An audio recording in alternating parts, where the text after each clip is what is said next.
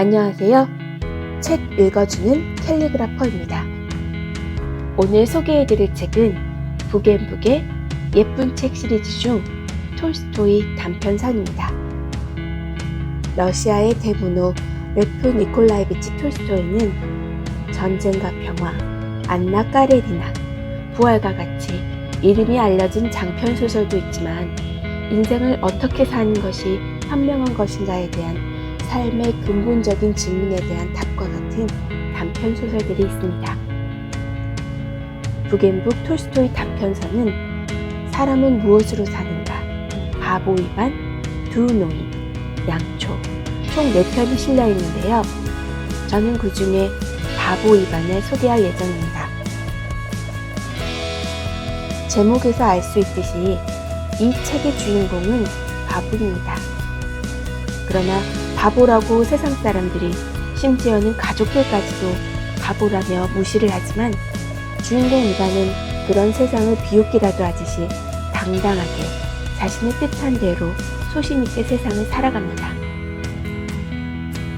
그렇기에 무엇이나 마음대로 할 수 있는 능력을 가진 도깨비도 이반을 어떻게 할 수가 없는 거죠. 오히려 이반에게 당하기만 할 뿐입니다.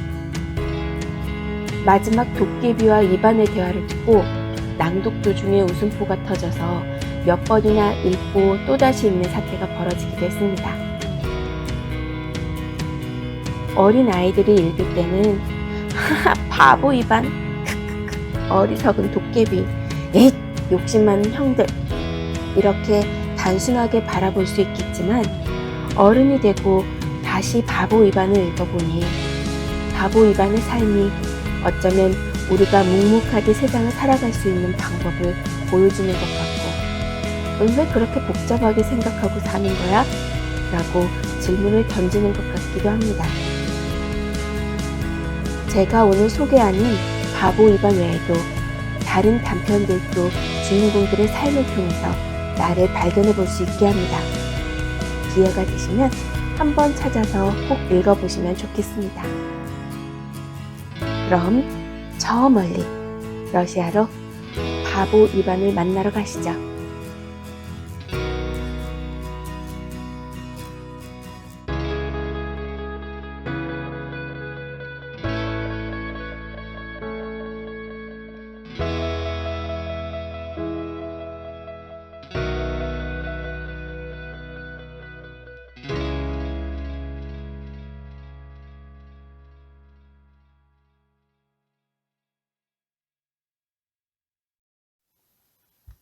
바보 이반. 레프 니콜라이비치 톨스토이.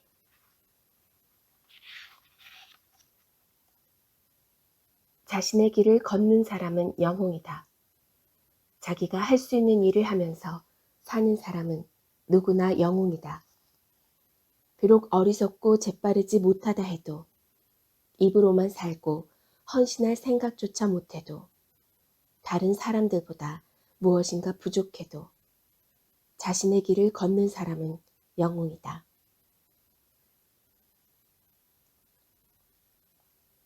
1. 옛날 어느 나라에 부자 농부가 아들 셋 딸 하나와 함께 살고 있었다.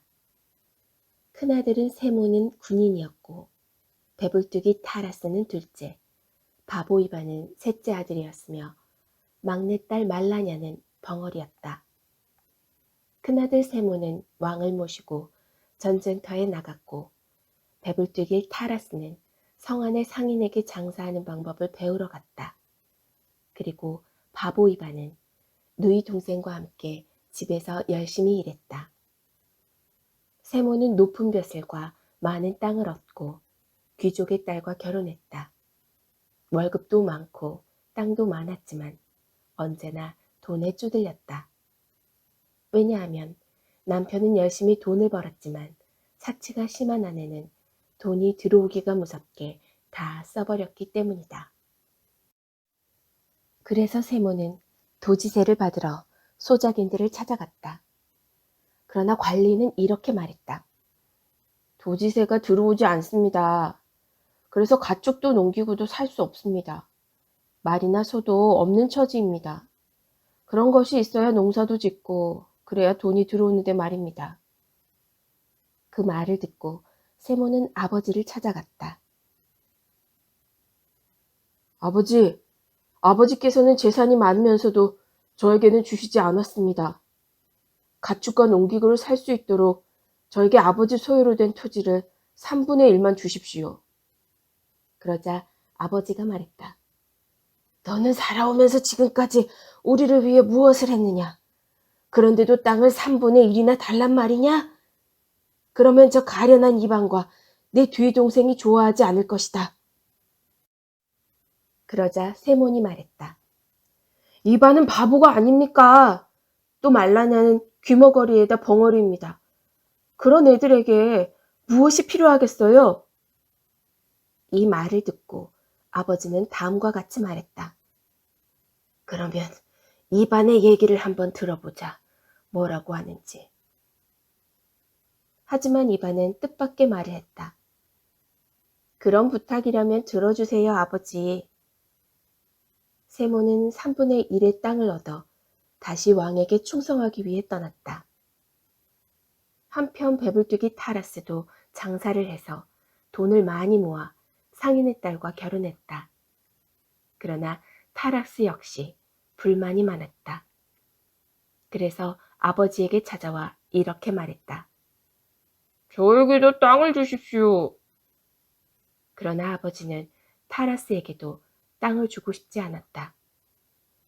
너는 가족을 위해 아무것도 한 일이 없다. 집에 있는 것은 모두 이반이 벌어들인 것이다. 나는 그 애하고 내 누이 동생을 서운하게 하고 싶지 않다. 그러자 타라스가 말했다. 저런 바보 녀석에게 무엇이 필요합니까? 이반은 장가도 갈 수 없을 겁니다. 누가 바보에게 시집을 오겠어요.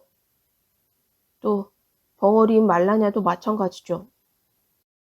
말라냐에게 필요한 것은 아무것도 없습니다. 이반, 내 생각도 그렇지 않니?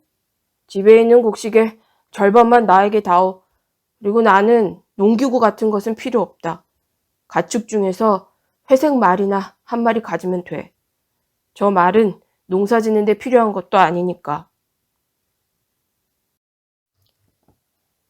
이반은 형의 말을 듣고는 조용히 웃으며 승낙했다. 좋을 대로 하세요. 나야 또 잡아오면 되니까요. 이렇게 해서 타라스도 제 몫을 가져갔다. 타라스는 곡식과 말을 시장으로 실어갔다.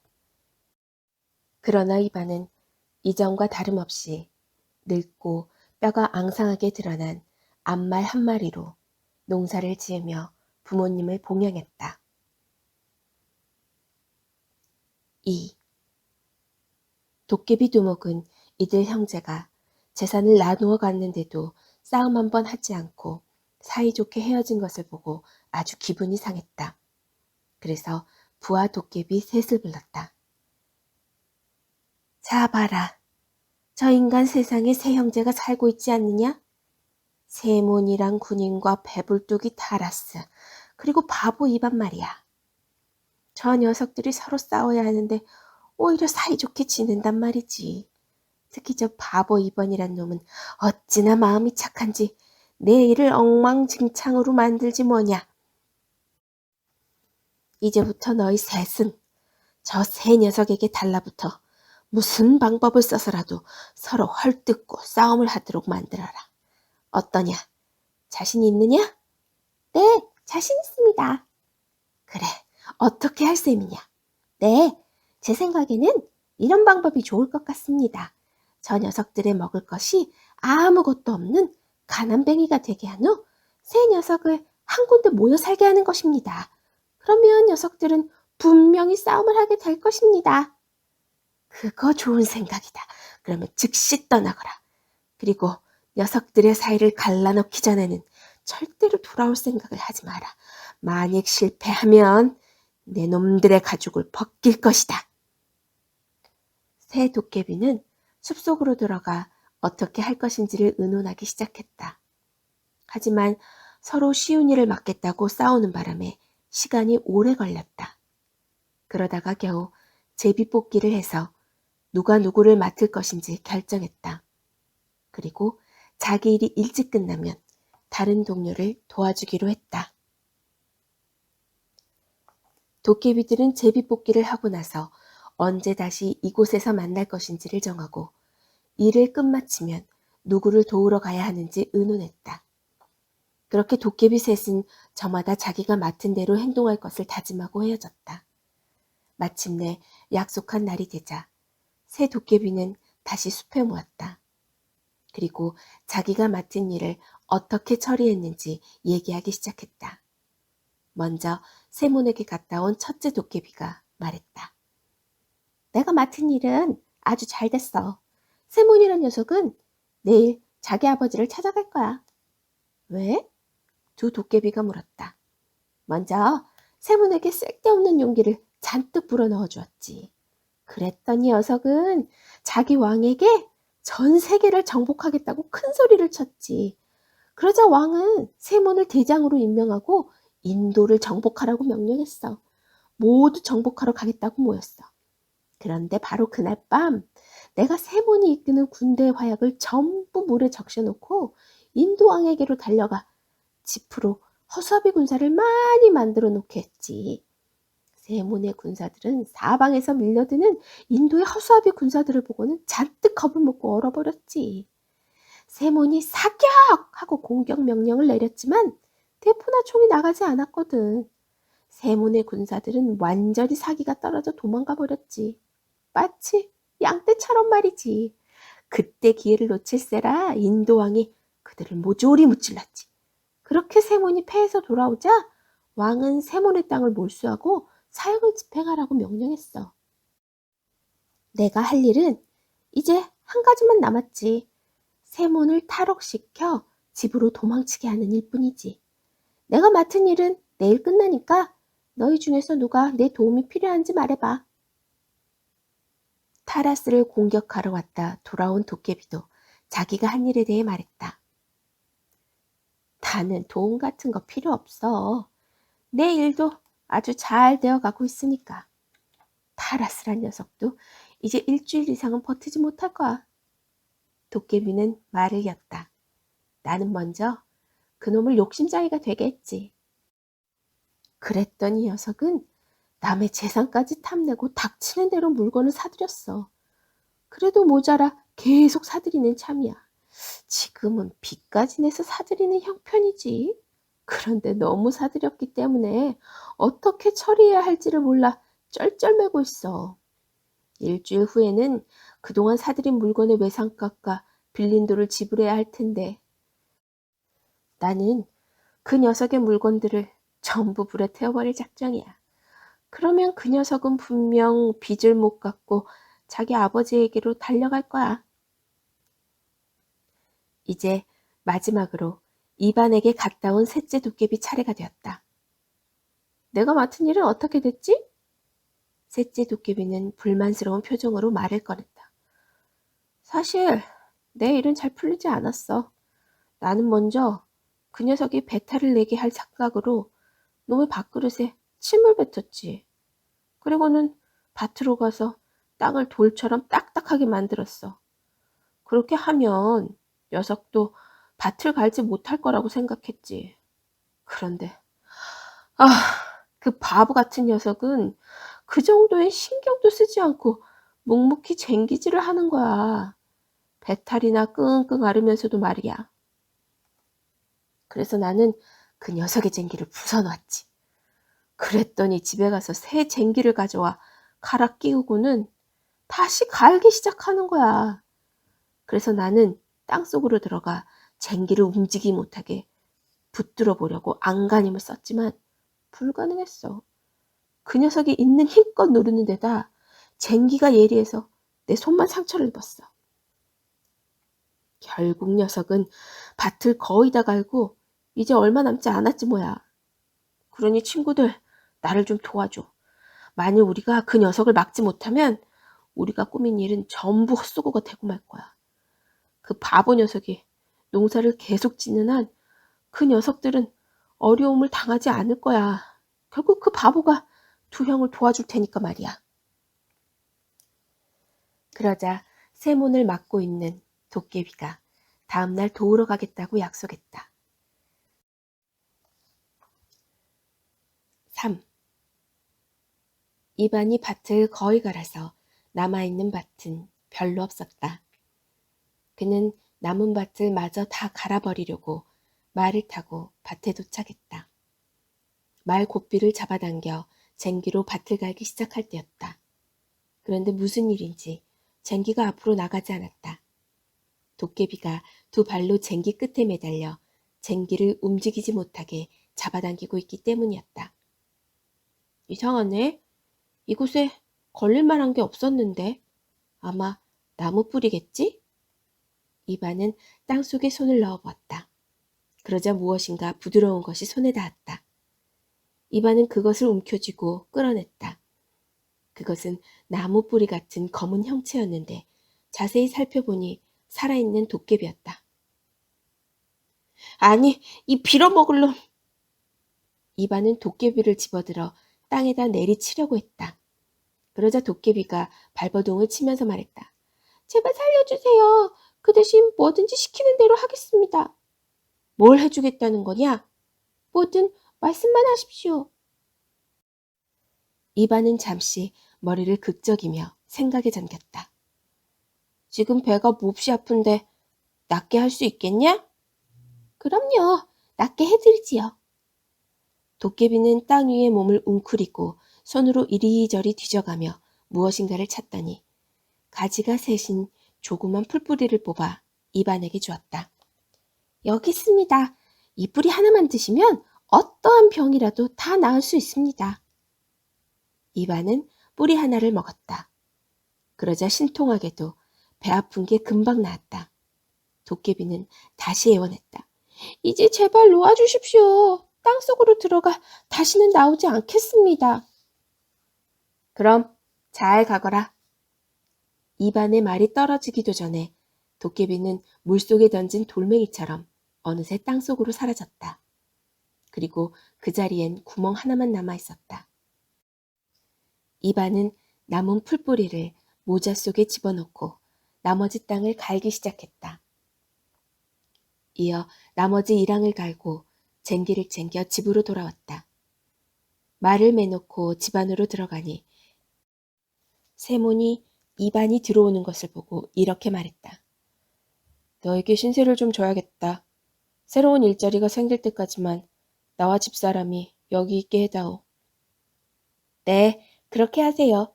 아무 걱정 마시고 내 집이다 생각하세요. 이반은 기분 좋게 대답했다. 그러나 이반이 자리에 막 앉자 세몬의 아내는 이반에게서 땀 냄새가 난다며 인상을 찌푸렸다. 그녀가 남편에게 말했다. 저는 고약한 냄새가 나는 농부와 함께 식사를 하는 게 싫어요. 그러자 세몬이 말했다. 집사람이 너에게서 나는 냄새가 싫다고 하니 미안하지만 문간에서 먹었으면 좋겠다. 그렇게 하세요. 안 그래도 곧바로 밤일을 하러 나가려고 했어요. 말에게 먹이도 줘야 하고. 이반은 빵과 옷을 들고 밤일을 하기 위해 밖으로 나왔다. 4. 세몬을 맡았던 도깨비는 그날 밤 일을 마치고 약속을 지키기 위해 이반을 맡은 도깨비를 찾아왔다. 하지만 밤늦도록 한참을 찾아다녀도 셋째 도깨비의 모습이 보이지 않았다. 그저 밭 가운데 구멍이 하나 뚫려 있을 뿐이었다. 셋째에게 무슨 나쁜 일이 생긴 게 틀림없어. 그렇다면 내가 대신 할 수밖에. 밭을 다 갈았으니 이번에는 풀밭으로 가서 그 바보를 고생시켜야지. 도깨비는 목장으로 달려가 이반의 목초지에 큰 물이 들게 했다. 그래서 땅이 온통 흙탕물 투성이가 되었다. 그것도 모르고 이반은 밤새도록 가축을 지킨 후 새벽녘에 큰 낫을 들고 풀을 베러 나갔다. 이반은 초지에 도착하자마자 풀을 베기 시작했다. 그런데 여느 때와는 달리 한두 번만 낫질을 해도 날이 무뎌져 일을 할 수가 없었다. 이반은 여러 방법을 써보았지만 허사였다. 안 되겠어. 집에 가서 숫돌을 가져와야지. 간 김에 빵도 가져와야지. 일주일이 걸리더라도 이 풀을 다 베기 전에는 여기를 떠나지 않을 거야. 도깨비는 그 말을 듣고 곰곰이 생각했다. 제기랄, 이 녀석은 정말 멍청하군. 이래선 안 되겠어. 다른 수를 써야겠다.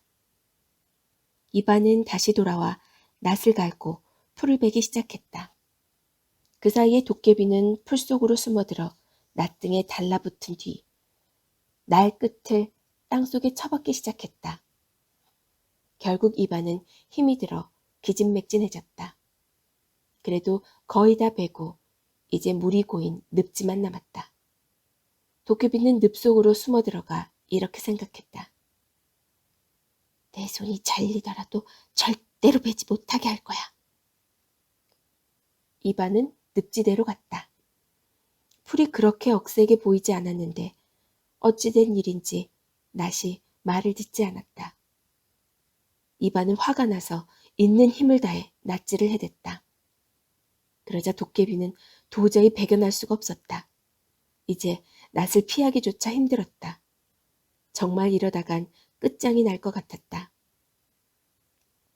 그래서 도깨비는 숲속으로 숨었지만 이반이 낫을 힘껏 휘두르는 바람에 도깨비의 꼬리가 절반이나 잘렸다.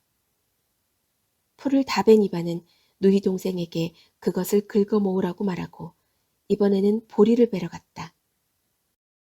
그가 갈고랑이 낫을 가지고 보리밭에 도착했을 때는 꼬리를 잘린 도깨비가 이미 와서 보리를 마구 짓밟아 놓은 뒤였다. 갈고랑이 낫으로는 도저히 벨 수가 없을 것 같았다. 그래서 이반은 집으로 돌아가 보통 낫을 가지고 와 베기 시작했다. 그리고 결국 모두 베었다. 자, 이번에는 귀리를 베러 가야지.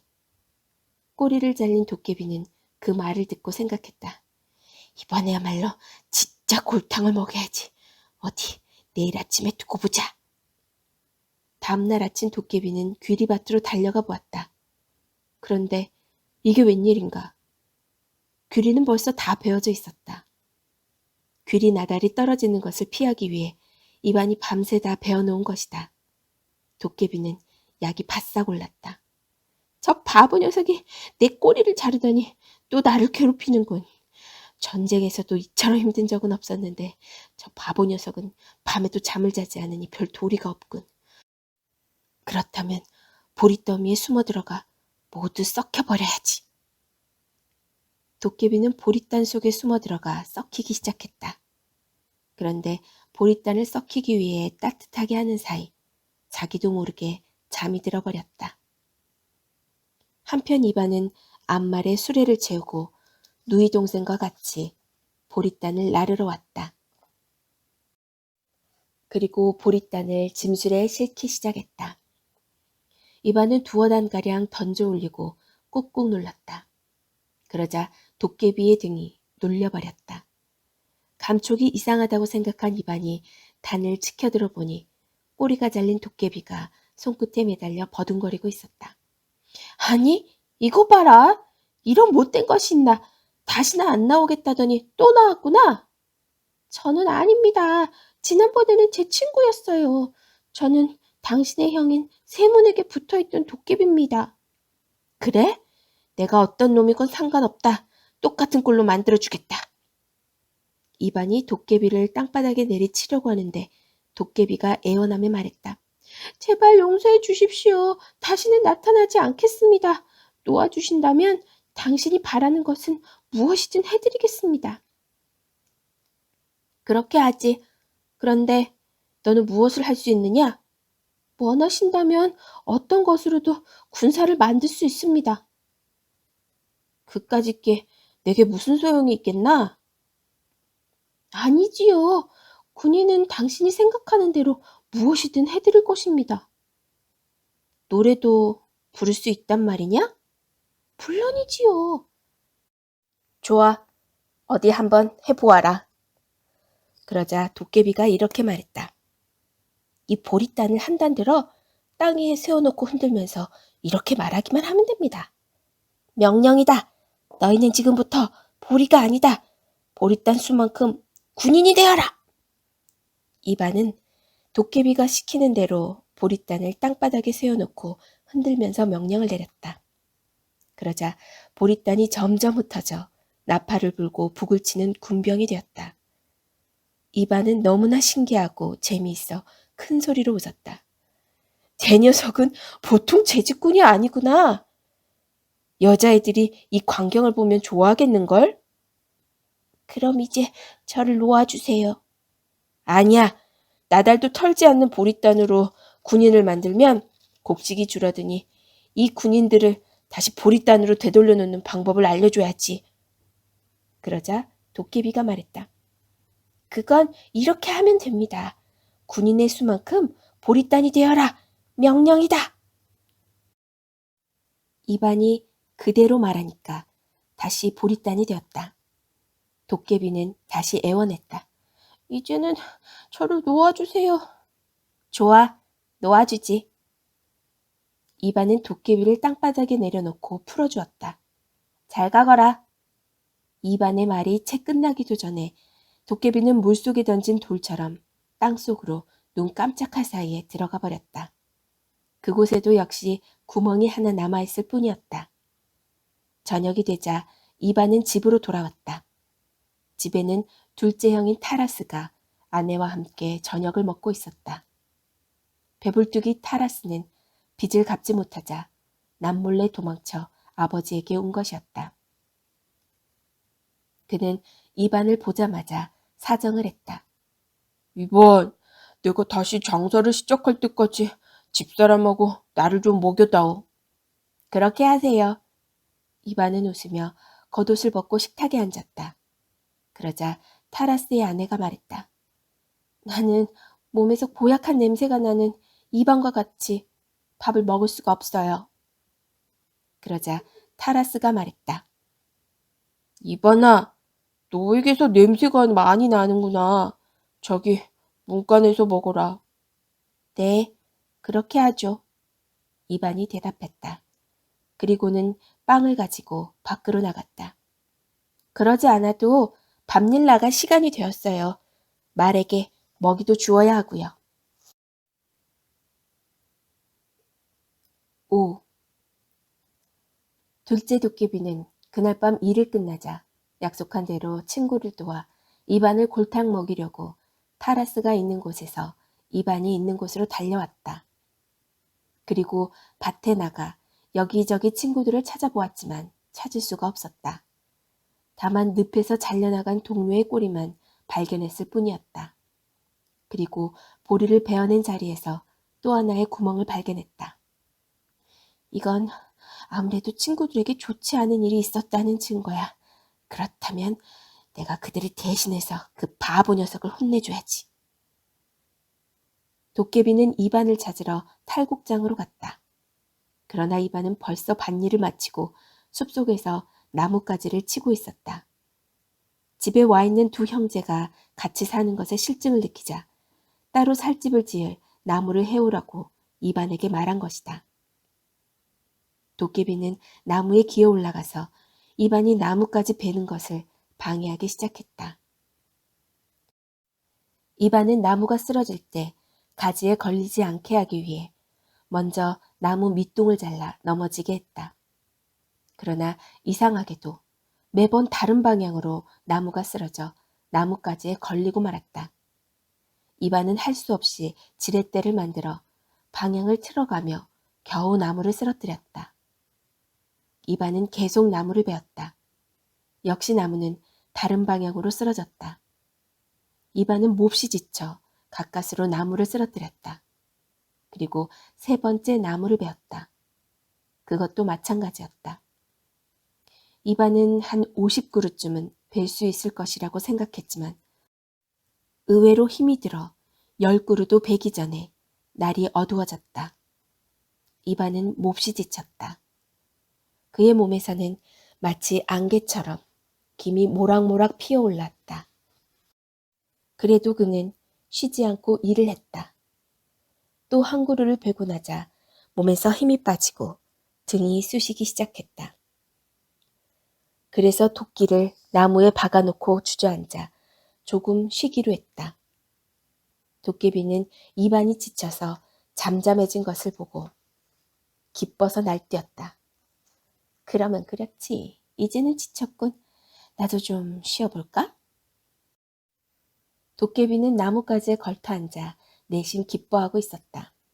그런데 이반은 곧바로 일어나 도끼를 들고 반대쪽으로 나무를 내리쳤다. 그러자 나무는 벼랑간 우지직 소리를 내면서 쓰러졌다. 도깨비는 너무나 갑작스러운 일이라 미처 피할 겨를도 없이 나뭇가지 사이에 손이 끼고 말았다. 그것을 보고 이반은 또 한 번 놀랐다. 아니, 이 고약한 놈이 다시 나타났네? 저는 아닙니다. 저는 당신의 형님 타라스에게 붙어있던 도깨비입니다.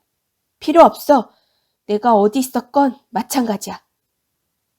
이반은 도끼를 번쩍 치켜들어 도깨비의 등을 내리치려고 했다. 그러자 도깨비가 빌며 애원했다.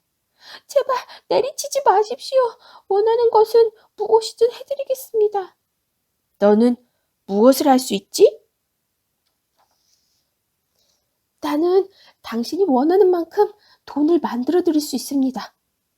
그럼 어디 한번 만들어 보아라.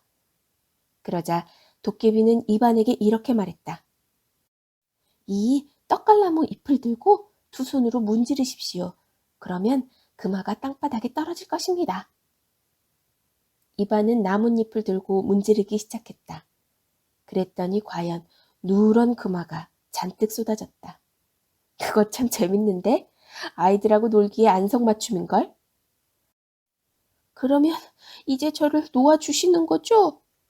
좋아, 놓아주지. 이반은 지렛대를 들고 도깨비를 나무 사이에서 빼내주었다.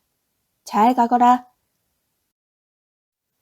이번에도 이반의 말이 떨어지자마자 도깨비는 돌이 물에 던져지기라도 한 것처럼 눈 깜짝할 사이에 땅속으로 숨어버렸다. 그리고 거기엔 구멍 하나가 뚫렸다. 6.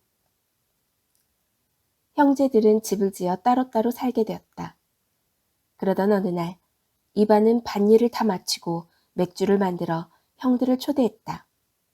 그러나 형들은 이반의 초대를 무시했다. 우리는 농부들의 음식을 먹어본 일이 없다.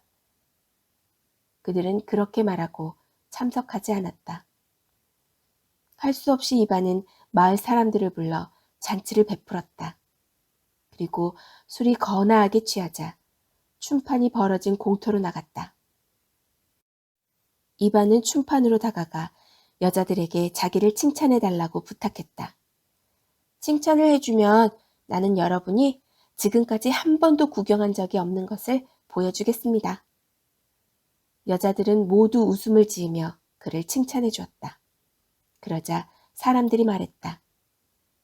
이제 저희에게 보여주셔야죠. 알았어요. 곧 보여줄게요. 이반은 씨앗 상자를 가지고 숲속으로 뛰어갔다. 여자들은 그 광경을 보고 어머나 저 바보 좀 봐 하고 비웃었다. 그리고 그의 일은 곧 잊어버렸다. 그런데 이반이 무엇인가를 가득 채운 상자를 들고 돌아왔다. 나누어 줄까요? 그게 뭐예요? 어디 나누어 주세요. 이반은 금화를 한 주먹 쥐어 여자들에게 던졌다. 금화가 여자들 앞에 떨어지자 갑자기 소란스러워졌다. 여자들은 서로 금화를 차지하려고 몰려들었고 농부들도 앞다투어 몰려왔다. 춤판은 서로 금화를 잡으려고 아우성치는 난장판이 되었다. 어떤 노인은 하마터면 깔려 죽을 뻔했다. 이반은 이 광경을 보고 계속 웃어댔다. 싸우지 말아요. 더 가져다 줄 테니까. 그는 다시 금화를 뿌리기 시작했다. 수많은 사람들이 계속해서 떼를 지어 몰려왔다. 이반은 상자에 있는 것을 모두 뿌렸다. 그래도 모인 사람들은 더 달라고 난리였다. 그러자 이반이 말했다. 이제는 없어요. 다음에 또 줄게요. 자, 이제 춤을 출까요? 좋은 노래를 불러봐요. 그러자 여자들이 춤을 추며 노래를 부르기 시작했다. 여러분의 노래는 재미없어요. 이반이 그렇게 말하자 여자들이 물어보았다. 그럼 어떤 게 재미있어? 내가 정말 재미있는 걸 보여주지요. 이반은 헛간으로 가서 보릿단을 하나 들고 나다를 턴 후 그것을 세워놓고 흔들면서 말했다. 명령이다! 보릿단 수만큼 군사가 되어라! 그러자 집단이 흩어지더니 군사가 되어 북을 치며 나팔을 불었다. 이반은 군사들에게 노래를 부르라고 명령하고 그들과 함께 큰 길로 행진을 했다. 사람들은 눈이 휘둥그레졌다. 그러자 이반은 누구도 자기를 따라와서는 안 된다고 말하고는 그들을 다시 헛간으로 데리고 가 원래대로 집단이 되게 한 후 건초더미 위에 던졌다. 그리고 집에 돌아와 잠자리에 들었다. 7. 다음날 아침 맏형인 세몬이 어제 일어난 일을 알고 이반을 찾아왔다. 모두 얘기해라. 너는 도대체 그 군사들을 어디서 데려와서 어디로 데려갔지? 그것을 알아서 뭐해요? 뭘 하냐고? 군사만 있으면 뭐든지 할 수 있어. 한 나라를 얻을 수도 있어. 그 말을 듣고 이반은 깜짝 놀랐다. 그럼 왜 빨리 말씀하시지 않으셨어요? 알았어요. 원하시는 대로 만들어드리죠. 마침 누이 동생과 둘이서 보릿단을 많이 마련해 두었으니까요. 이반은 맏형을 헛간으로 데리고 가서 이렇게 말했다. 군사는 원하는 대로 만들어 드릴게요. 하지만 군사들을 데리고 여길 떠나야 합니다. 그렇지 않으면 그 군사들을 먹여 살리느라고 온 마을의 양식이 하루에 다 없어지니까요. 세모는 군사를 다 데리고 가겠다고 약속했다. 이반은 군사들을 만들어내기 시작했다. 보릿단을 탈곡장에서 내리치자 한 개 중대의 군사가 나타났다. 다시 한 번 내리치면 또 한 개 중대가 되었다. 이리하여 그는 온 들판이 가득 채워질 만큼 수많은 군사를 만들어냈다. 어때요? 이제 됐나요? 세모는 매우 기뻐 어쩔 줄 몰라 하며 말했다. 됐어. 이제 그만해. 고맙다, 이반. 아닙니다. 만일 더 필요하시면 언제든지 말씀만 하세요. 얼마든지 만들어 드릴게요. 요즘은 보릿단이 많이 있으니까요. 그렇게 해서 세모는 군대를 통솔하여 행렬을 갖추게 하고 싸움터로 나갔다. 세몬이 떠나자 이번에는 배불뚝이 타라스가 찾아왔다. 그도 어제의 사건을 알고 있었던 것이다. 그는 이반에게 부탁했다. 숨기지 말고 말해라. 그 말을 어디서 가져왔지? 만일 나에게 마음대로 쓸 수 있는 돈이 있다면 나는 그걸로 온 세상의 돈을 다 가질 수 있단다. 이반은 깜짝 놀랐다. 그래요? 진작 말씀하시지 않고요. 형님이 원하시는 대로 만들어 드리겠습니다. 형은 매우 기뻐했다. 나는 씨앗상자로 세 상자만 채우면 된다. 그렇게 하죠. 숲속으로 가시죠. 말을 준비해 가야겠어요. 운반하기가 힘들 테니까요. 두 형제는 숲으로 갔다. 그리고 이반은 떡갈나무에서 잎을 따 문지르기 시작했다. 그러자 금화가 뚝뚝 떨어져 수북하게 쌓였다. 이만하면 됐나요? 타라스는 기뻐서 어쩔 줄을 몰랐다. 그래, 충분하다. 고맙다, 이반. 아닙니다. 더 필요하시면 언제든지 오세요. 얼마든지 만들어 드릴게요. 나뭇잎은 많이 있으니까요. 그렇게 해서 배불뚝이 타라스는 말에다 그 말을 가득 싣고 장사를 하러 떠났다. 이렇게 하여 두 형은 떠났다. 세모는 전쟁터로 나갔고 타라스는 장사를 시작했다. 그리고 세모는 나라를 정복했고 배불뚝이 타라스는 엄청난 재산을 모았다. 어느 날 이들 두 형제가 한자리에 모였다. 그리고 그동안 일어난 일을 숨김없이 털어놓았다. 세몬이 어디서 군대를 얻었는지에 대해 얘기했고 또 타라스는 어디서 장사미천을 마련했는지에 대해 얘기했다. 세몬이 동생에게 말했다. 나는 나라를 얻어 잘 지내고 있지만 돈이 부족해. 군사를 먹여 살릴 돈 말이야. 그러자 배불뚝이 타라스가 말했다. 나는 돈을 모았는데 그것을 지켜줄 사람이 한 명도 없습니다. 두 형제는 다시 이반을 찾아왔다. 이반의 집에 도착하자 세모는 이렇게 말했다. 이반아, 아무래도 군사가 좀 모자란다. 그러니 군사를 더 만들어 주었으면 좋겠다. 조금이라도.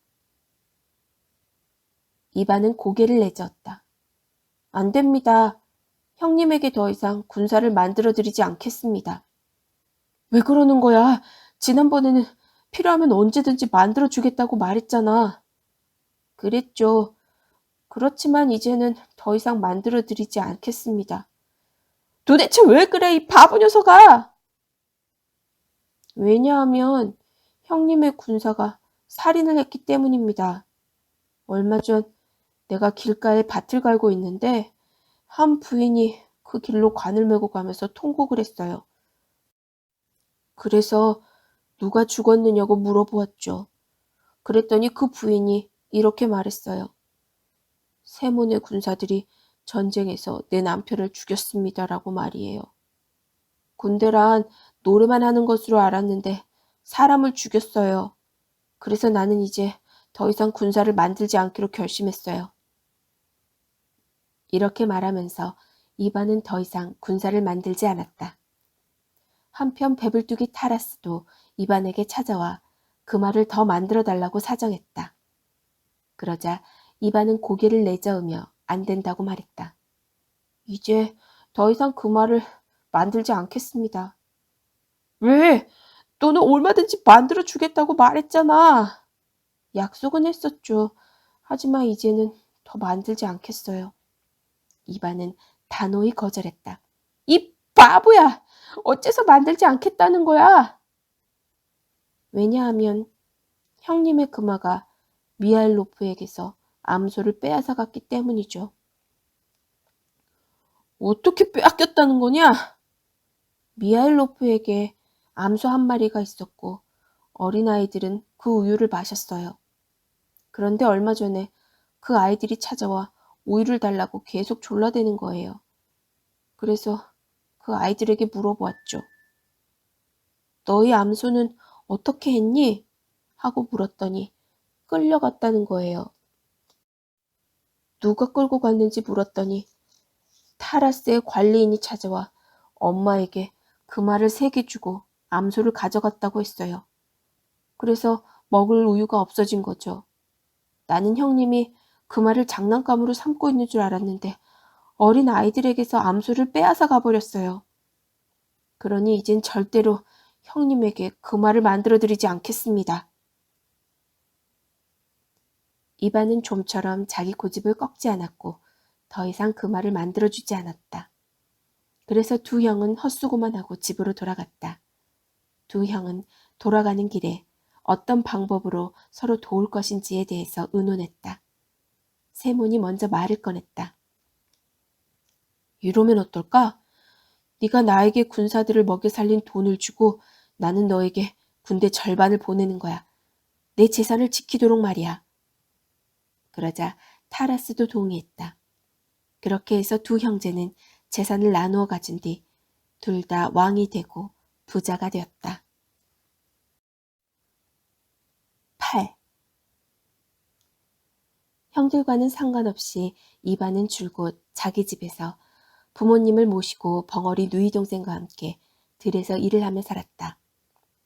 그러던 어느 날 이반네 집에 늙은 개가 병이 들어 죽어가고 있었다. 가엾게 생각한 이반은 누이에게서 빵을 받아 모자 속에 넣어두었다가 개에게 주었다. 그런데 모자에 구멍이 뚫려 빵과 함께 조그만 뿌리 하나가 땅에 떨어졌다. 늙은 개는 빵과 함께 그 뿌리를 먹었다.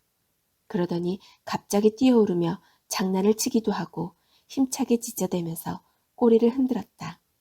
병이 깨끗이 나은 것이다. 그 광경을 보고 부모는 깜짝 놀랐다. 무엇으로 개를 고쳤느냐? 그러자 이반이 말했다.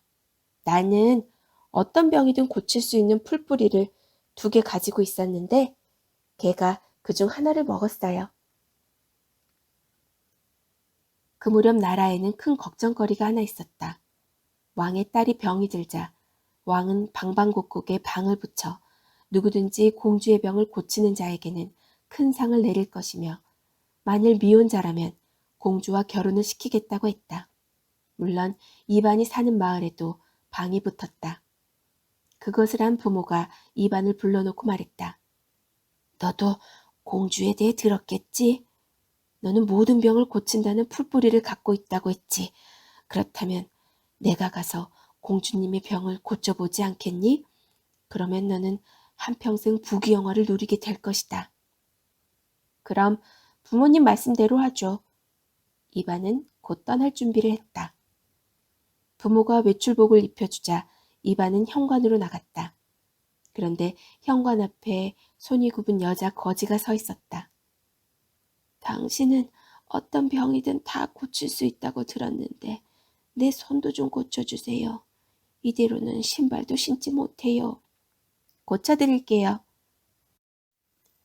이반은 풀뿌리를 꺼내 여자 거지에게 주었다. 여자 거지는 그것을 받아먹자마자 병이 나아 즉시 손을 쓸 수 있게 되었다. 하지만 부모는 이반이 1개밖에 없는 풀뿌리를 여자 거지에게 주어버리자 노발대발하며 욕을 퍼붓기 시작했다. 공주의 병을 고칠 수 없게 되었기 때문이었다. 이 얼빠진 놈아! 그래 거지 따위는 가엾게 여기고 공주는 가엾게 여기지 않느냐? 그 말을 들으니 이반은 공주도 가엾게 생각이 되었다. 그래서 그는 말에 수레를 지우고 급히 집을 싣고 떠나려고 했다. 도대체 어디로 가려는 거냐? 이 바보 녀석아! 공주님을 고쳐드리려고 떠나는 거죠. 하지만 공주님을 고쳐드릴 풀뿌리가 없지 않느냐? 걱정할 것 없어요. 그리고 이반이 말을 몰아 성문 앞에 내려서자마자 공주의 병은 금세 나았다. 왕은 크게 기뻐하며 이반을 불러들여 훌륭한 옷을 입히라고 명령했다. 지금부터 그대는 내 사위로다. 네, 황공합니다. 그리하여 이반은 공주와 결혼했다. 얼마 후 왕이 죽자 이반은 그 자리를 물려받아 왕이 되었다. 이렇게 하여 세 형제는 모두 왕이 되었다. 9. 세 형제는 각자 자신의 나라를 다스리며 잘 살았다.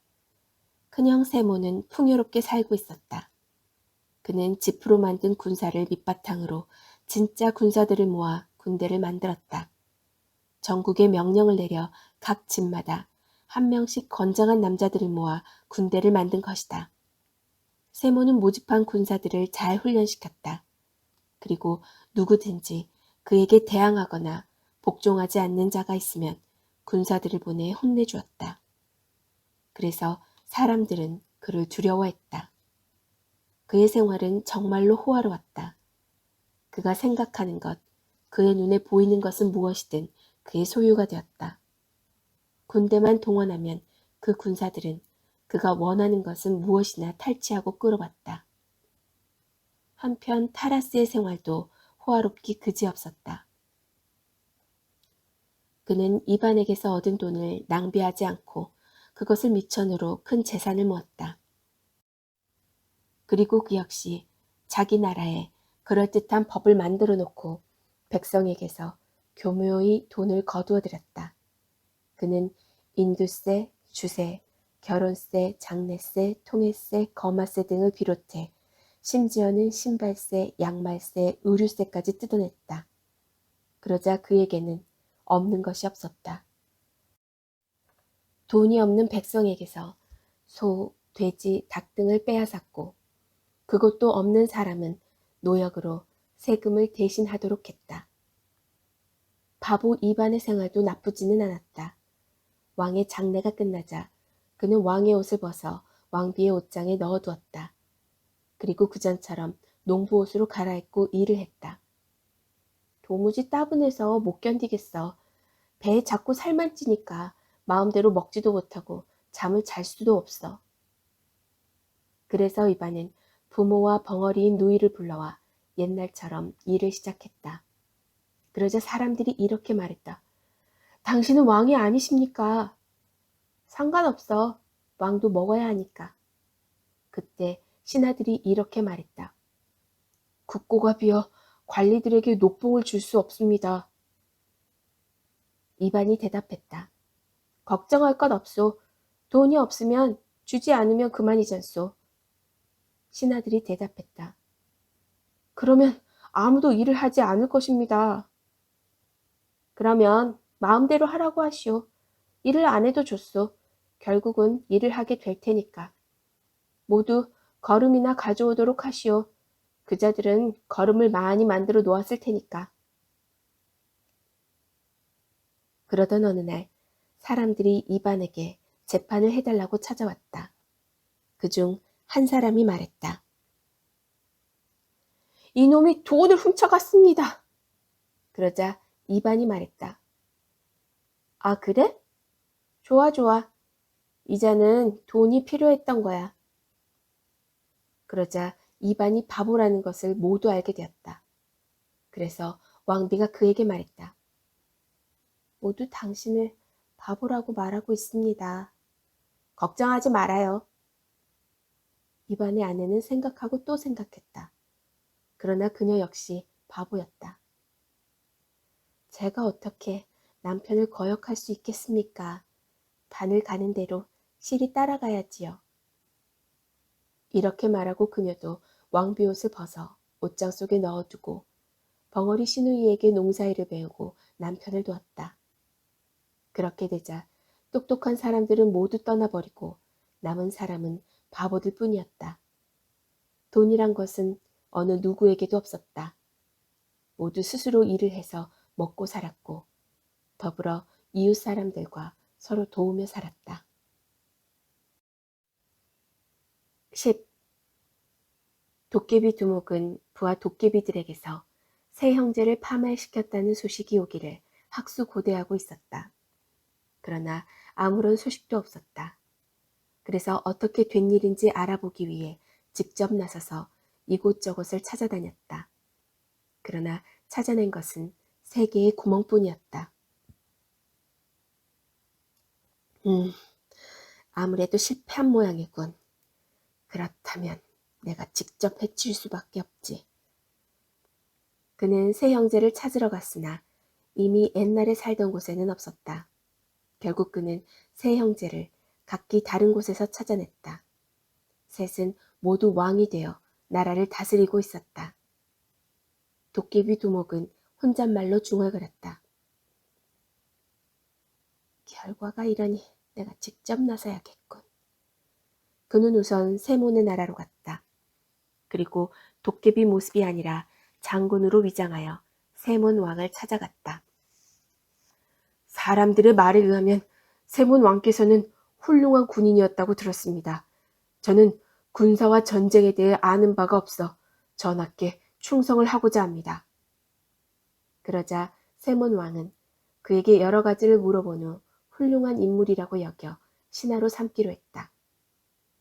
장군으로 기원된 도깨비는 강력한 군대를 만드는 방법을 세몬 왕에게 제시했다.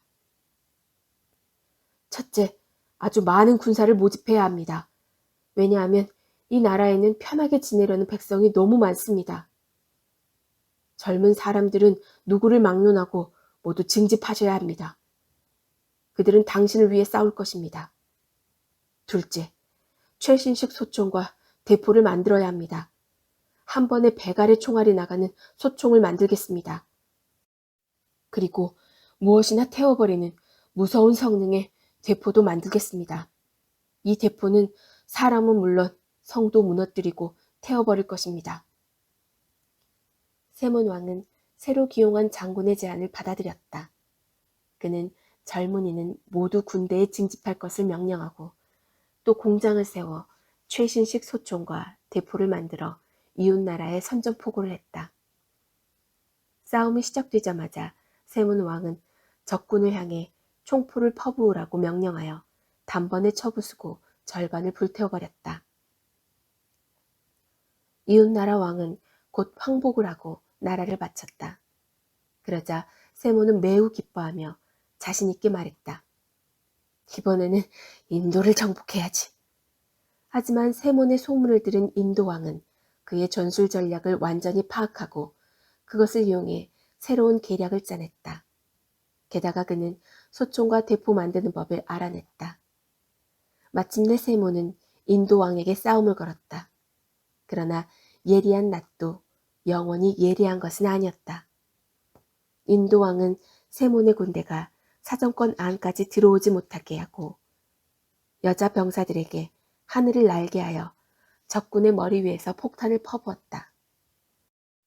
여자 병사들은 마치 진딧물에다 약을 뿌리는 것처럼 세몬의 군대에 폭탄을 퍼부었고 혼비백산의 세몬의 군대는 뿔뿔이 흩어졌다. 결국 세몬 왕은 인도 왕에게 나라를 빼앗겼다. 도깨비 두목은 세몬을 해치우고 이번에는 타라스 왕에게 찾아갔다. 그는 상인으로 변장하여 타라스의 나라에서 자리를 잡고 많은 사람에게 선심을 쓰면서 돈을 물쓰듯 쓰기 시작했다. 이 상인은 모든 물건을 비싼 값으로 사주었기 때문에 백성은 모두 그를 찾아왔다. 이리하여 백성의 형편은 좋아졌고 돈 사정이 좋아지니 세금도 제때에 잘 거쳤다. 그러자 타라스 왕은 매우 기뻐했다.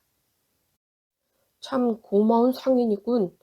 내 나라는 점점 많은 돈이 생겨나고 살기가 더욱 좋아지고 있구나. 타라스 왕은 자기를 위해 새 궁전을 짓기 시작했다. 목재며 돌을 나르는 등 새 궁전 짓는 일에 종사하는 모든 백성들에게는 많은 품삯을 주겠다고 말했다.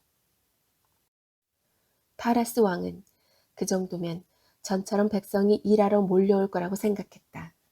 그런데 목재와 돌은 모두 그 상인에게 실어가고 일꾼들도 모조리 그에게 몰려갔다.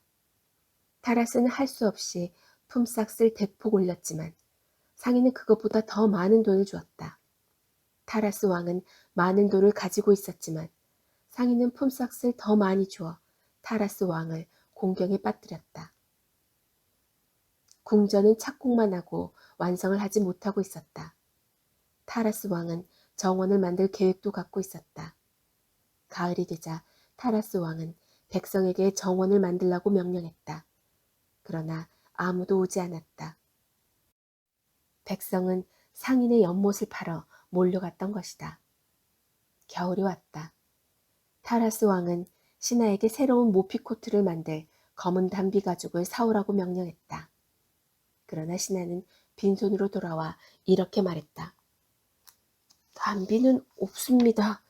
상인이 모조리 사버렸기 때문입니다. 그자는 비싼 값을 주었고 담비 가죽으로 방석을 만들었다고 합니다. 그 다음 타라스 왕은 종말을 사야겠다고 생각했다. 그래서 신하에게 종말을 사오라고 했다. 하지만 이번에도 신하는 빈손으로 돌아와 이렇게 말했다. 좋은 말은 그 상인이 다 사버렸습니다. 그 말들은 상인의 연못에 물을 실어 나르고 있습니다. 이렇듯 모든 사람이 왕을 외면한 채 상인의 일만 거들어 주었다. 그리고 상인에게서 받은 돈으로 세금을 냈다. 왕은 세금을 엄청나게 모을 수 있었다.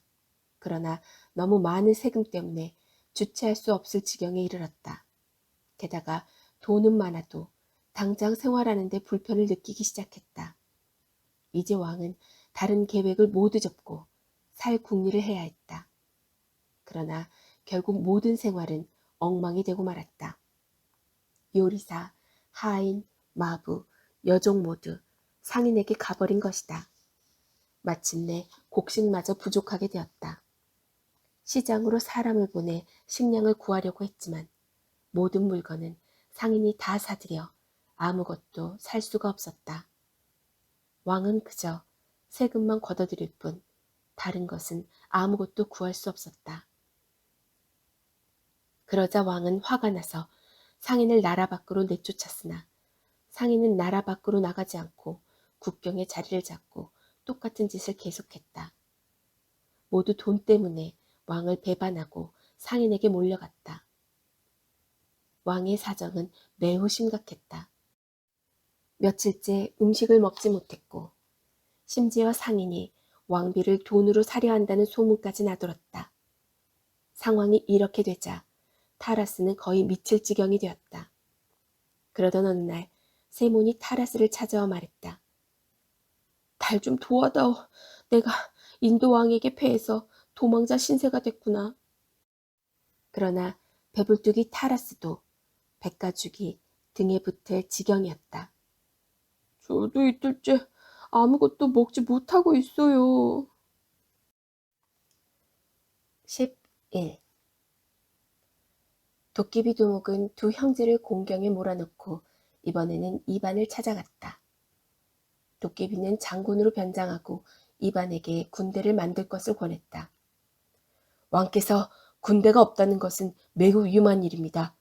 위신에도 맞지 않지요. 명령만 내리신다면 제가 백성 중에서 군사를 뽑아 훌륭한 군대를 만들겠습니다. 그 말을 듣고 이반이 대답했다. 맞는 말이요. 그렇게 하시오. 그리고 군사들이 노래를 잘 부르도록 가르치시오. 나는 노래를 잘 부르는 군사를 좋아하니까. 도깨비 두목은 이반의 나라를 돌아다니며 지원병을 모집하기 시작했다. 군사가 되는 백성은 비싼 술과 빨간 모자를 준다고 선전했다. 그러자 바보들이 비웃으며 말했다. 술은 우리한테도 얼마든지 있어요. 우리 손으로 직접 술을 빚으니까요. 그리고 모자도 여자들이 다 만들어주니까 필요 없어요. 알록달록한 것부터 레이스가 달린 것까지 없는 게 없지요. 결국 아무도 군대에 지원하는 사람이 없었다. 그러자 도깨비 두목은 이반에게 이렇게 말했다. 이 나라의 바보 백성은 자원해서 군사가 되려 하지 않습니다. 그러니 강제로 군사를 모집해야겠습니다. 그래, 그것도 좋은 생각이요.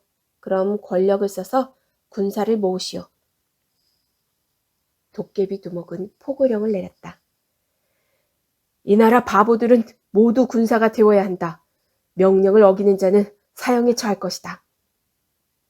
그러자 바보들은 장군에게 달려와 이렇게 말했다. 군대에 지원하지 않으면 왕께서 사형을 한다고 하는데 만약 우리가 군사가 되면 어떻게 되는 건가요? 군사가 되면 전쟁에 나가 목숨을 잃을 수 있다고 하던데. 그래, 그럴 수도 있어. 그 대답을 듣자 바보들은 군사가 되지 않겠다고 더욱 고집을 부렸다. 그렇다면 군사가 되지 않겠습니다. 어차피 죽을 거 집에서 죽겠습니다. 이 바보들아, 군사가 된다고 다 죽는 건 아니야. 하지만 군사가 되지 않으면 틀림없이 왕이 사형을 내릴 것이다. 그러자 바보들은 곰곰 생각하다가 이반에게 직접 물어보기 위해 달려갔다. 장군님이 우리에게 모두 군사가 되라고 하는데 군사가 되면 전쟁터에서 죽을 수도 있어요. 하지만 군사가 되지 않으면 왕께서 사형을 내린다고 하던데 그게 정말인가요? 그러자 이반이 껄껄 웃으며 대답했다. 어찌 나 혼자 당신들을 다 죽일 수 있겠느냐. 내가 바보가 아니라면 자세히 말해 주겠지만 나 자신도 바보이니 어찌된 영문인지 모르겠다. 그럼 우리는 군사가 되지 않겠습니다. 그렇게 하거라. 군사가 되지 않아도 좋다. 바보들은 장군에게 달려가 군사가 되지 않겠다고 말했다. 일이 생각대로 되지 않자 도깨비 두목은 이웃나라의 타락한 왕에게 가서 전쟁을 일으키도록 부추기기 시작했다. 이번 기회에 전쟁을 일으켜 이반 왕을 굴복시킵시다. 그 나라에는 돈은 없지만 곡식과 가축은 많답니다. 그 소리를 들은 타락한 왕은 전쟁을 일으킬 결심을 했다. 먼저 군사를 모으고 총과 대포를 준비해 국경을 넘어 이반의 나라를 쳐들어갔다. 그러자 백성들이 말했다. 타락한 왕이 전쟁을 시작했습니다. 하지만 이반은 별로 신경 쓰는 기색이 아니었다. 뭐 큰일이야 있으려고. 전쟁을 할 터면 하라고 해. 타락한 왕은 국경을 넘자 이반의 군대를 염탐하기 위해 선발대를 보냈다. 하지만 아무리 돌아다니며 염탐을 해보아도 이반의 나라엔 군사들이 보이지 않았다. 타락한 왕은 어딘가 이반의 군대가 함정을 파놓고 기다리고 있을지 모른다고 생각했다. 그래서 진격을 하지 않은 채 오랫동안 국경 근처에서 기다렸다. 그러나 아무리 기다려도 군대에 대한 소문은 들려오지 않았다. 싸움을 하려 해도 싸울 상대가 없었다. 기다리다 못해 타락한 왕은 군사를 보내 마을을 점령하도록 했다. 그러자 바보들이 뛰어나와 군사들을 보고 깜짝 놀라는 것 같았다. 군사들은 바보들의 마을에서 가축과 곡식을 약탈했다. 하지만 바보들은 모든 재산을 달라는 대로 다 내어주고 아까워하지 않았다. 게다가 재산을 지키려고 반항하기는커녕 오히려 자기들과 함께 평화롭게 살자고 권했다. 다른 마을도 마찬가지였다. 타락한의 군사들은 나라 전체를 돌아다니며 약탈을 했지만 어느 곳에서도 반항하는 일은 없었다. 있는 것을 다 내어주면서도 오히려 즐거워했다. 당신 나라에서 살기 어렵거든 우리나라로 와서 같이 살아요. 모두 그런 식이었다. 게다가 타락한의 군사들이 전국을 돌며 군대를 찾아보아도 흔적조차 없었다. 이반의 백성은 스스로 일해서 먹고 살며 서로 도우며 지냈다. 그러다 보니 자기 것에 대한 욕심이 없고 남을 위해서는 목숨조차 아까워하지 않았다. 그리고 타락한의 군사들에게 이곳에 와서 같이 살자고 계속 권했다. 군사들은 차츰 지루해지기 시작했다. 전쟁다운 전쟁이 아니었기 때문이다. 결국 군사들은 타락한 왕을 찾아가 말했다. 전쟁을 할 수가 없습니다. 우리를 다른 나라로 보내주십시오. 전쟁을 하고 싶은데 도무지 여기서는 전쟁을 할 수가 없습니다. 이 나라와 전쟁을 하는 건 약한 사람들을 괴롭히고 못살게 구는 것 같아 참을 수가 없습니다. 그 소리에 타락한 왕이 화가 나서 소리를 질렀다. 온 마을에 불을 지르고 가축들을 죽여라. 만일 명령을 어기는 자가 있으면 무조건 엄한 벌을 내릴 것이다. 그 말에 군사들은 어쩔 수 없이 명령을 수행할 수밖에 없었다. 그들은 마을의 집과 곡식을 태워버리고 가축들을 죽이기 시작했다. 그러나 바보들은 여전히 방어를 하지 않고 주저앉아 울기만 했다. 왜 우리를 못살게 구는 거야? 왜 우리 재산을 태우는 거야? 필요하면 차라리 가져가면 될 것을. 그들은 그렇게 울기만 했다. 그러자 군사들은 마음이 우울해졌다. 바보들의 말이 맞는 데다가 불쌍해 보였기 때문이다. 그래서 군사들은 더 이상 난동을 부리지 않기로 했다. 그리고 결국 군사들은 전쟁을 그만두고 뿔뿔이 흩어졌다. 12. 도깨비 두목은 어쩔 수 없이 그곳을 떠나야 했다. 군대의 힘만으로는 이반을 이길 수 없었던 것이다. 그래서 이번에는 멋진 신사로 위장해 이반의 나라에 정착했다. 배불뚝이 타라스에게 썼던 방법을 이반에게 쓰려고 결심한 것이다. 나는 어떻게 사는 것이 인간답게 사는 것인지 보여드리겠습니다. 도깨비 두목이 이반에게 아첨하며 말했다. 좋은 생각이요. 그럼 여기서 살도록 하시오. 이반은 신하를 시켜 신사에게 살 곳을 마련해 주었다. 집을 얻은 신사는 새 집에서 지내게 되었다. 다음 날 아침, 신사는 금화가 들어있는 커다란 자루와 종이를 가지고 마을 광장에 나가서 외쳤다. 여러분은 마치 돼지처럼 살고 있습니다. 그래서 나는 여러분에게 어떻게 살아야 하는지 알려주려고 합니다. 먼저 이 설교도에 맞게 집을 짓도록 하십시오. 여러분은 일을 하고 내가 지시를 하겠습니다. 그리고 내 지시대로 따라주면 여기 있는 금화를 주겠습니다. 말을 마친 신사는 바보들에게 금화를 보여주었다. 바보들은 놀라지 않을 수 없었다. 왜냐하면 바보들에겐 돈이라는 것이 아예 없었기 때문이다. 필요한 것이 있으면 서로 물물 교환을 했고 일은 공동으로 해왔기 때문이다. 하지만 금화를 보자 바보들은 마음이 흔들리기 시작했다. 저 금화라는 것 좀 봐. 장난감으로 딱 알맞겠어. 바보들은 금화를 얻기 위해 신사의 지시대로 일을 했다. 도깨비 두목은 타라스의 나라에서 했던 것처럼 누런 금화를 뿌려가며 온갖 물건을 사들였다. 그러자 바보들은 모든 물건을 금화와 바꾸고 온갖 일을 해서 금화를 벌어들였다. 도깨비 두목은 속으로 신이 나서 이렇게 생각했다. 이 정도면 성공이야. 이번에야말로 이 입안을 타라스처럼 만들어 버려야지. 놈이 다시는 일어서지 못하게 해야지. 바보들은 금화를 얻자 여자들에게 목걸이를 만들어 선물했다. 여자들도 목걸이와 장식으로 금화를 사용했다. 그런데 어느 정도 금화가 생기자 더 이상은 금화에 대한 욕심을 내지 않았다. 하지만 신사가 짓고 있는 궁궐 같은 집은 반도 완성되지 못한 상태였고 곡식과 가축은 1년치도 되지 않았다. 그래서 신사는 바보들에게 더 많은 금화를 주겠다며 일을 하러 오라고 말했고 어떤 물건이건 금화와 바꿔주겠다고 유혹했다. 그러나 아무도 신사를 위해 일하려 하지 않았고 물건도 가져오지 않았다. 가끔 아이들이 달걀을 금화로 바꿔가거나 작은 물건을 운반해주고 금화를 받아가는 것이 고작이었다. 그 외에는 아무도 신사를 찾아오지 않았다. 마침내 신사는 먹을 것이 궁한 형편이 되었다. 어느 정도 세월이 흐르자 결국 신사는 먹을 것이 없어 마을을 돌아다니며 구걸을 해야 하는 처지가 되었다. 한 집에 찾아가 닭과 금화를 바꾸려 했지만 주인 여자는 고개를 저으며 말했다. 우리 집에도 금화는 많아요.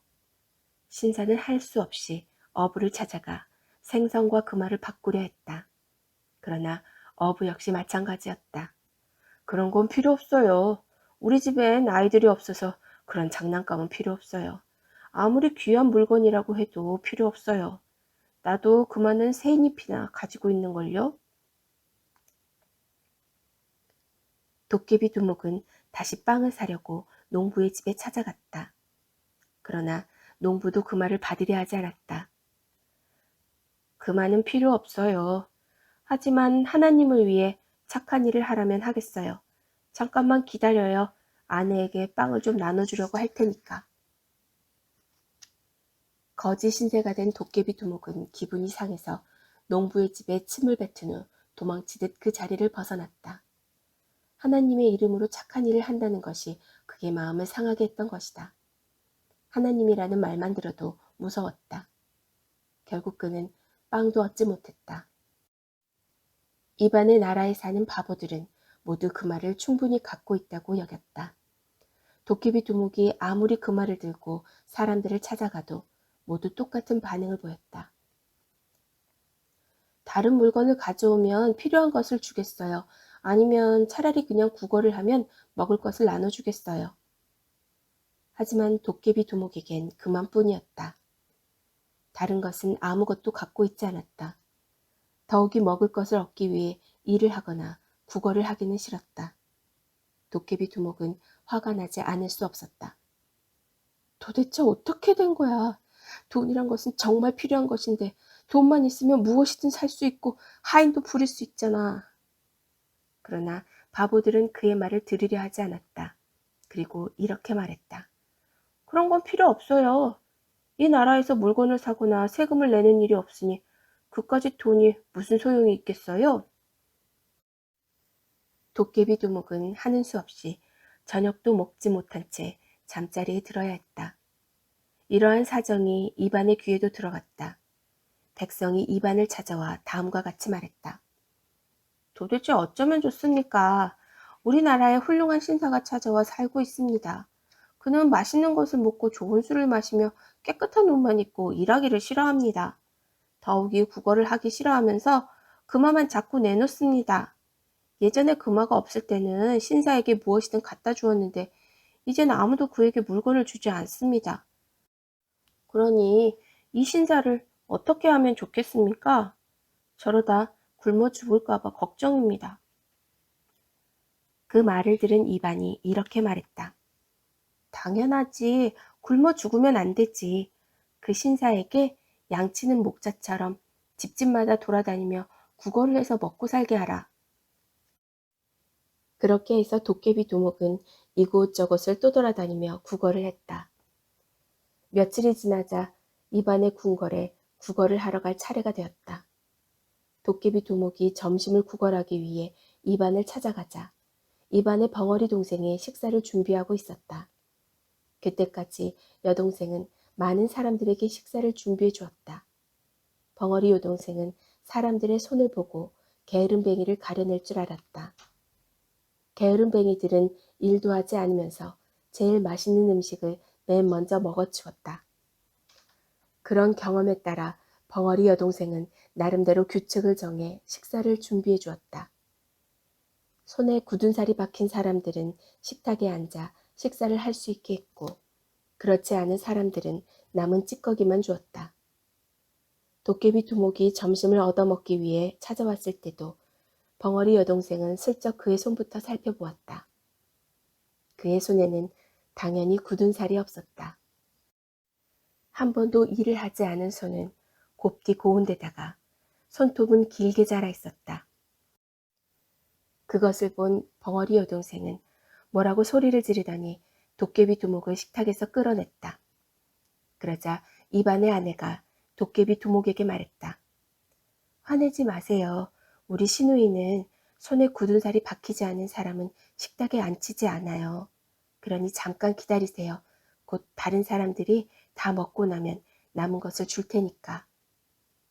그 말을 듣고 도깨비 두목은 화를 내며 중얼거렸다. 이반의 궁궐에서 나한테 돼지죽을 주려고 하는군. 도깨비 두목은 이반에게 달려가 말했다. 이 나라에는 모두 손으로만 일을 해야 한다는 바보 같은 법이 있군요. 그런 생각은 어리석기 짝이 없는 것입니다. 영리한 사람은 무엇으로 일하는지 아십니까? 그러자 이반이 대답했다. 우리 같은 바보가 어찌 알겠는가. 우리는 대부분 손과 등으로 일을 하지. 그렇게 일하는 것은 여러분이 어리석기 때문입니다. 그렇다면 내가 무엇으로 일하는지 알려주지요. 여러분도 곧 깨닫게 될 것입니다. 손보다 머리로 일하는 것이 훨씬 이익이라는 것을. 그 말에 이반은 놀라지 않을 수 없었다. 과연 맞는 말이오. 우리가 바보라는 소리를 듣는 것도 무리가 아니군. 도깨비 두목은 계속 설명했다. 하지만 머리로 일하는 게 쉬운 일은 아닙니다. 내 손에 굳은 살이 없다고 해서 먹을 것을 주지 않는 것은 여러분이 어리석기 때문입니다. 머리로 일하는 것이 얼마나 힘든 일인지 여러분은 모릅니다. 때로는 머리가 깨지는 것처럼 아프답니다. 이반은 그 말을 듣고 생각에 잠겼다. 왜 그대는 자신을 그렇게 혹사하지? 머리가 깨질 지경이라면 쉬운 일은 아니겠군. 그렇다면 차라리 손과 등으로 일하는 게 더 낫지 않을까? 그러자 도깨비 두목이 대답했다. 제가 제 자신을 혹사하는 것은 어리석은 여러분을 불쌍하게 여기기 때문입니다. 만일 제가 스스로 혹사하지 않았다면 여러분은 평생 바보로 살아가야 할 것입니다. 다행히 저는 머리로 일해왔기 때문에 이제 여러분에게 그 방법을 가르쳐 주려고 합니다. 이반은 그 말에 경탄을 하며 말했다.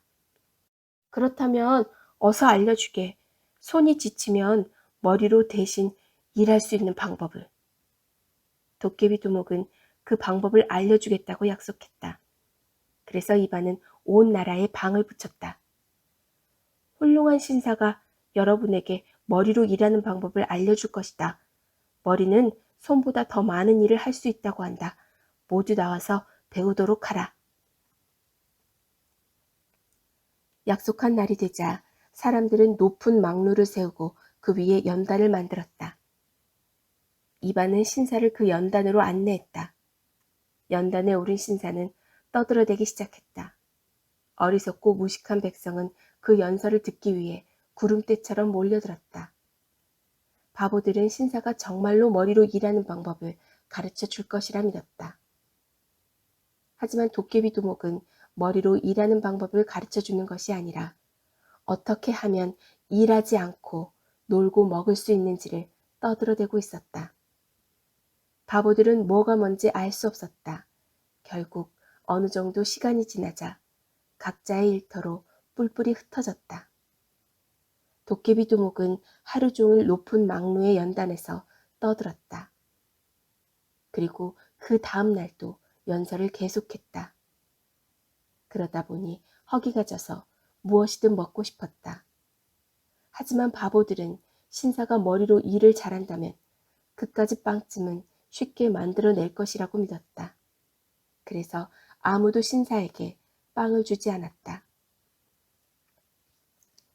도깨비 두목은 며칠 동안 계속 연단에서 떠들어댔다.